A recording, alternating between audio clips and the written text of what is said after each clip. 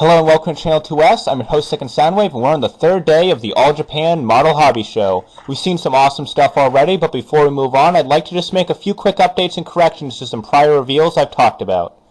First, the Sword Impulse.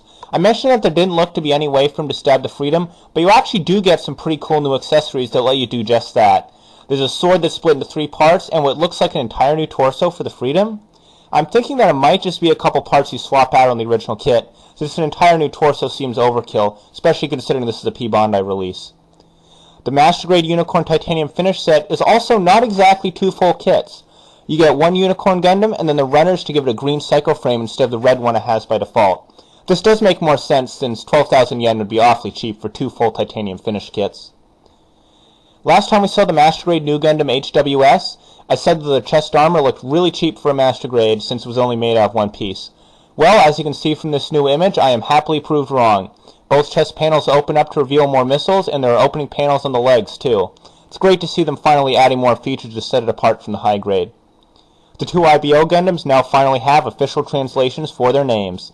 The one with the cannons is Gundam Flauron, and the lance one is Gundam Vider, I don't know, but it's Vider. However you want to pronounce that. Makes way more sense than Furious and Uidaha. Also, the Gusion Rebake Full City they have on display is a much lighter color than it was before. Kind of a shame since the darker brown helped set it apart from the old Rebake. There's a new set of promo images for it too, as well as a couple for the Hugo and for the Option Set 5. The RG-007 sword has nice shiny new stock photos now, as do all the other Gunpla Expo kits.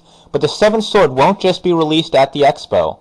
The Gunpla Expo release is apparently just a preview of sorts, since the kit will be made available again on the Premium Bandai web shop a month later in December.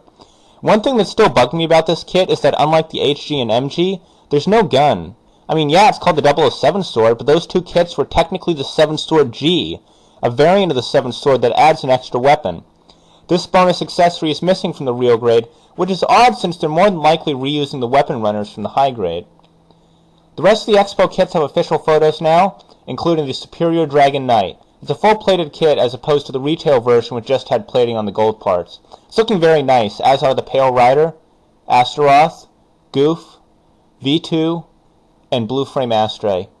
We've seen the Transient Glacier many times by now, but every picture seemed to show a different color palette for the kit.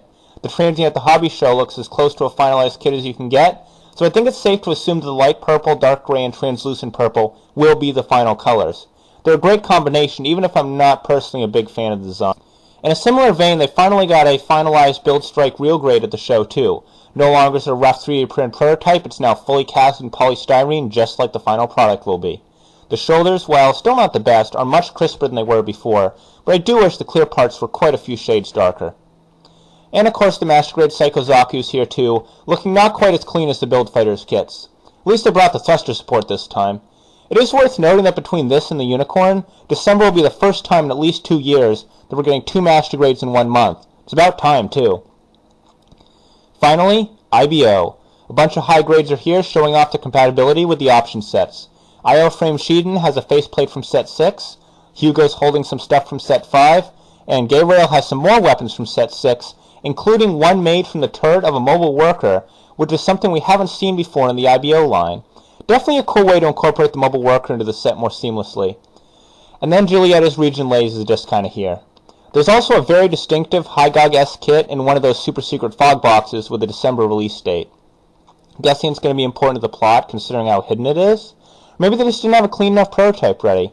I don't really know, but what I do know is that we're at the end of tonight's episode of Gunpla News. Leave a like if you did, subscribe if you're new, comment down below if you want to, and I'll see you next time.